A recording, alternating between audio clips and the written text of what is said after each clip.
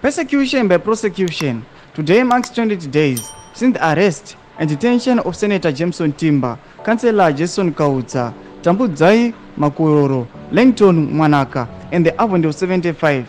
They were arrested for gathering to commemorate the 16 June Africa Child Day at the private venue. Ashperi mushe mure Zimbabwe toona kuti aiwa vanhu vechange radio vachiadvocate the release of Jameson Timber nevamwe 78. Zapinda mashoko abuda taura muzara nhasi ndofanira kuti bva subscribe like kuti na on the bell icon. Tipinda muchange radio aiwa vanobatikana kwazvo vanyora vachiti the arrest, torture by the police Zimbabwe, denial of medical attention and the denial of bail constitute a series of serious human rights breaches.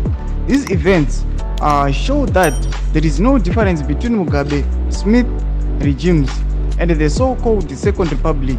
They are all about repression and dictatorship. Mashoko anobudikira achinyongopana pa change radio vachiti aiwa nyika yeZimbabwe aiwa tanoona kuti hapana ndombosiyana panguva yaSmith nenguva yaMugabe noda kwokuti aiwa mahuman rights achiri kungovhayolatewa. Tiri kuona kuti vanhu vangu vakagadha at a private place vachikomemorata Africa Child Day but vanouya vokepchiwa. Polisi yovatita zviri very brutal wobva deny kuti aiwa muende kuchipatara munosika medical attention. Tiudze mafungiro enyu munoti kudii pamusoro mashoko ari kubuda achiadvocatewa nevakomana vechange radio. Pinai mucomment section medu saka munosubscribe kulike pamwe chete notina on the bell icon.